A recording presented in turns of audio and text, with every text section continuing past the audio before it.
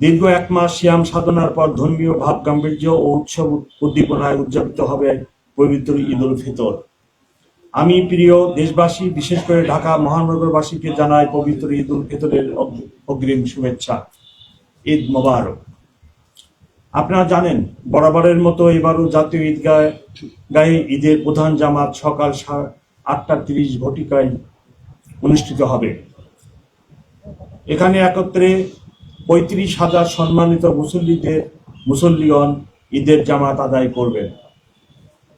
জাতীয় মসজিদ বাইতুল মুকাররমে মোট 5টি ঈদ জামাত অনুষ্ঠিত হবে। তন্মধ্যে প্রথম জামাত শুরু হবে সকাল 7 ঘটিকায়।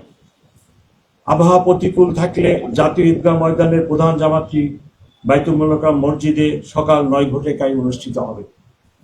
এছাড়া ঢাকা মহানগরীতে মোট 111টি ঈদগাহ এবং 1577টি মসজিদে মোট 1739টি ঈদের জামাত অনুষ্ঠিত হবে।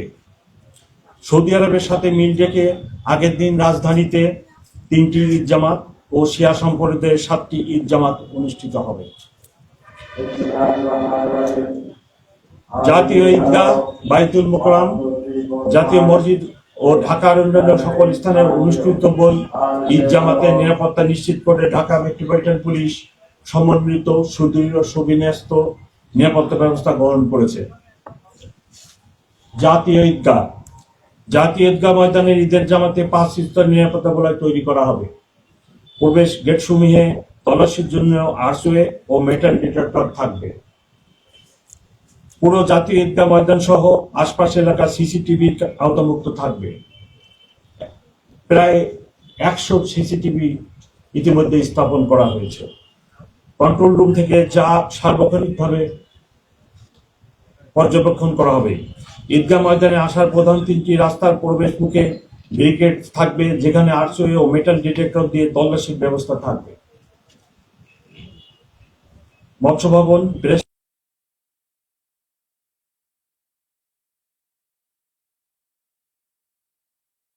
জামাতের চারিদিকে পিকেট ব্যবস্থা ও লাইনিং ব্যবস্থা থাকবে। মূল গেটে আরচওয়ের ভিতর দিয়ে সকল মুসল্লিগণকে প্রবেশ এবং আমরা ওই পথে প্রবেশের জন্য অনুরোধ করছি। নারীদের জন্য পৃথক নামাজের ব্যবস্থা, প্রবেশ গেট এবং পৃথক নিরাপত্তা ব্যবস্থা থাকবে। ঈদগাহ ময়দান ও আশপাশের এলাকায় এসবি সুইমিং টিম এবং সিটিটিসি ডগ স্কোয়াড সুইমিং করবে। সোয়াট ও bomb disposal unit stand by থাকবে। সাদা পোশাকে ডিবি ও সিসিটিভি সদস্যবৃন্দ মোতায়েন থাকবে। পুরো এলাকা ঘিরে তারা আলাদা নিরাপত্তা বলয় তৈরি করবে। ওয়াচ টাওয়ার থাকবে, যার উপর থেকে মনিটরিং করা হবে। নিরাপত্তা প্রদানে নিয়োজিত অন্যান্য আইন শৃঙ্খলা বাহিনীর সাথে আমাদের সমন্বয় থাকবে। গোয়েন্দা সংস্থা সমূহের সাথে সার্বজনীন সমন্বয় থাকবে। ফায়ার ব্রিগেডের ফায়ার টেন্ডার প্রস্তুত থাকবে। এমার্জেন্সি মেডিকেল টিম প্রস্তুত রাখা হবে।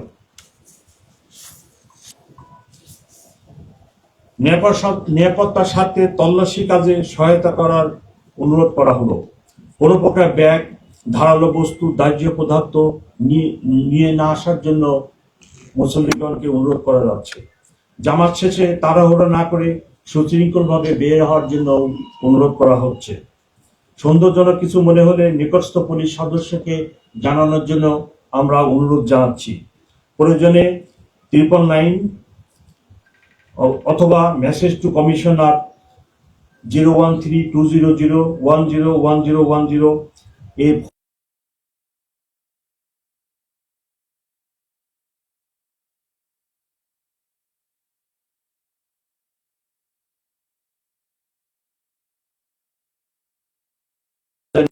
আজকের মিডিয়া ব্রিফিং শেষ করলাম।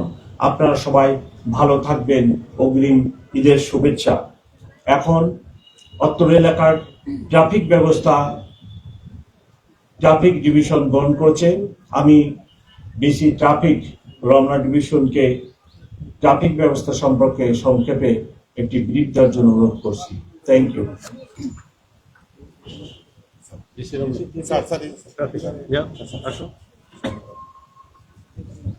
ধন্যবাদ স্যার। সম্মানিত কমিশনার মহোদয় আমাকে এই সুযোগ দেওয়ার জন্য। স্যার, আমি প্রথমে ডিএমপি ট্রাফিকের পক্ষ থেকে আপনাদের সকলকে ঈদের শুভেচ্ছা জানাচ্ছি। আমাদের যে প্রস্তুতিটি আছে এই ঈদ এই জাতীয় ঈদগাহকে কেন্দ্র করে আমাদের যে ট্রাফিক ব্যবস্থাপনাটি আছে, এটি আমি আপনাদেরকে পিছনে একটি ব্লক আছে এবং আমার হাতে এই প্রোগ্রামগুলো আছে, আমরা এগুলো সবগুলো আপনাদেরকে দিয়ে দেবো, আপনারা এটা ক্লিয়ার হবেন। তারপর একটু সংক্ষেপে আমি আপনাদেরকে একটু বলছি যে আপনি একটু লক্ষ্য করেন যে আমাদের হচ্ছে একটা ডাইভারশন, একটা রোড ব্লক। ডাইভারশনটা হচ্ছিল যে যারা এই মৎস্য ভবন থেকে শুরু করে এই রাস্তাটা ব্যবহার করে এই সাউথে যান, তাদেরকে আমরা নিরুৎসাহিত করছি যে আপনারা ওই ডাইভারশনটাকে থেকে এই আপনার কাকরাইল মসজিদ দিয়ে রাজমণি হয়ে ওই রুটটা ব্যবহার করার জন্য, অথবা যারা ইউবিএল ক্রসিং দিয়ে এই রুটটা ব্যবহার করতেন তাদেরকে আমরা বলছি যে এই ডাইভারশনটা দিয়ে তারা এইদিকে না আসে রাজমণির দিকে চলে যাবে।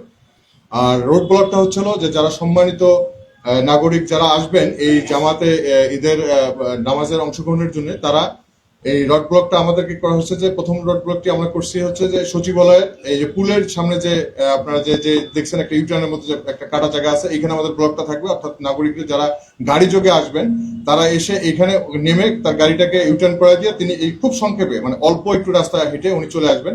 এখানে প্রেস ক্লাবের সামনে এখানে একটা আমাদের একটা ব্লক থাকবে। যারা এদিকে যারা গাড়িতে আসবেন তারা এই পর্যন্ত এসে গাড়িটা ইউটার্ন করে দিয়ে তিনি পায়ে হেঁটে এখানে আসবেন। মৎস্য ভবনের এখানে একটি ব্লক থাকবে, এটিকে আর কোনো মানে ভিতরে আসার সুযোগ নেই।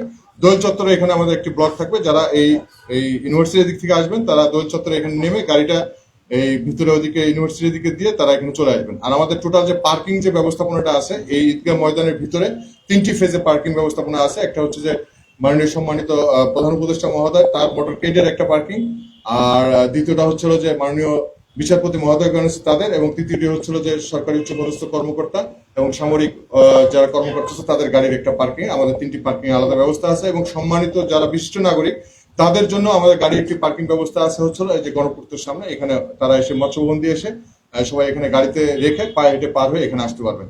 এটি হচ্ছিল যে এই জাতীয় ঈদগাহকে কেন্দ্র করে। এছাড়াও আমাদের ট্রাফিকের পক্ষ থেকে আপনারা জানেন যে পুরাতন বাণিজ্য মেলা একটি নতুন একটি ঈদগাহ ঈদের জামাত অনুষ্ঠিত হবে একটি বড় সাউথ সিটি কর্পোরেশন, সেখানেও আমাদের 3টি পার্কিং এর ব্যবস্থা এবং রোড ওখানে অবশ্য কোনো ডাইভারশন নাই, ওখানে সব রোডই খোলা আছে, কোনো ব্লক নাই, কিন্তু আমাদের ট্রাফিক ব্যবস্থাপনা আছে।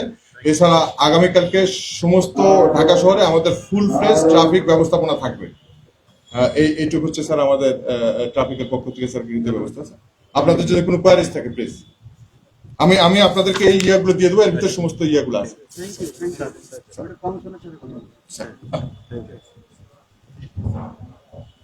মাননীয় কমিশনার, আমরা 3 স্তর বা 4 স্তরের নিরাপত্তা ঈদগাহ কেন্দ্রিক আমরা নিতে দেখেছি, কিন্তু আপনি 5 স্তরে নিয়েছেন। এই মাইকটা বন্ধ করো। 1 2 3 all attack এই স্তর ভিত্তিতে এটা বাড়লো কেন আসলে? কোনো নিরাপত্তা ঝুঁকি আছে কি? আমরা তো 2 ধরনের নিরাপত্তা ব্যবস্থা নিই, একটা হলো ওভার আর একটা হলো কভার। আমরা তো সব all attack all attack একটা লোক পাঠাই না। 1 2 3 আমরা ওভার এবং কভার 2 ধরনের নিরাপত্তা ব্যবস্থা নিই, আর সবকিছু তো আমরা ডিসক্লোজ করি না। আপনি না সেটা হচ্ছে যে আমরা 2 ধরনের ব্যবস্থা নিই, একটা হলো ওভার আর একটা কভার। গোপনে নিই, প্রকাশ্যে নিই। তো অনেক কিছু তো আমরা নিরাপত্তার স্বার্থে গোপন রাখি। সো আপনি যেটা বলতেছেন আমরা 1-2টা তো গোপনও রাখতে পারি। সেটা ঠিক আছে, মানে সেটা কোনো সংখ্যা থেকে না। ও ঝুঁকি না না কোনো ঝুঁকি নেই, নিরাপত্তার সাথে কোনো না না না কোনো ঝুঁকি নেই, কোনো ঝুঁকি নেই। এবং আলহামদুলিল্লাহ আমরা রমজান মাসে ঢাকাবাসী অনেক ভালো ছিলাম বলেই আমি মনে করি। ক্রাইম এগেনস্ট প্রপার্টি স্পেশালি আমরা খুব সতর্ক থাকি। পেটি নেচারের যে ক্রাইম হয় রাস্তায়, স্ট্রিট ক্রাইম বলেন অনেকে, বা মাগিং বা ছিনতাই, সেগুলো আমরা নিয়ন্ত্রণে রাখছিলাম। আমাদের কাছে রিপোর্টেড ওই ধরনের ক্রাইম খুব কম ছিল। তো আজকে শেষ দিন রমজানের, ইনশাল্লাহ আমরা সকলের প্রচেষ্টায় আজকের দিনটু ভালোভাবে পার করতে সক্ষম হব। মাননীয় কমিশনার, ঈদগাহ এবং সারা রাজধানী জুড়ে যে জামাতগুলো হবে সেক্ষেত্রে আপনার কি পরিমাণ সদস্য সেই নিরাপত্তা থাকবে? 15,000 টোটাল আমাদের 15,000 15,000 পুলিশ অফিসার নিয়োজিত থাকবে সার্বিক নিরাপত্তা ব্যবস্থায়। সাথে সাথে এটিইউ, তারপরে আপনার ডিবি, তারপরে সিটিটি, আপনার সবার সমন্বয়, ইভেন বাংলাদেশ আর্মিও আপনারা জানেন আমাদের সহায়তায় আছেন, ওনারাও থাকবেন। তো আমরা সবাই মিলে সমন্বিত ভাবে পুরো ঢাকা শহরের নিরাপত্তা প্রণালী গড়ে তুলছি। 15,000 কি পুলিশ পোশাকধারী? মাননীয় কমিশনার, সামাজিক যোগাযোগ মাধ্যম সহ বিভিন্ন জায়গায় একটি বিষয় খুব কথা প্রচলিত চলছে, সেটি হচ্ছে যে এই ফাঁকা ঢাকায় আওয়ামী লীগ তারা বিভিন্ন জায়গায় টাকা বিলি করা সহ বিভিন্নভাবে নাশকতার একটি পরিকল্পনা করছে।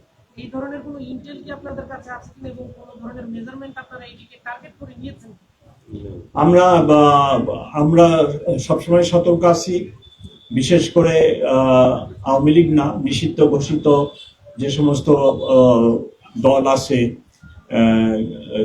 সেসব দল যাতে কোনো রকম অ্যাক্টিভিটিস পরিচালনা না করতে পারে সে ব্যাপারে আমরা সদা সতর্ক। ধন্যবাদ। লাস্ট কোশ্চেন, আমরা জানি আমাদের হ্যাঁ জানা আছে।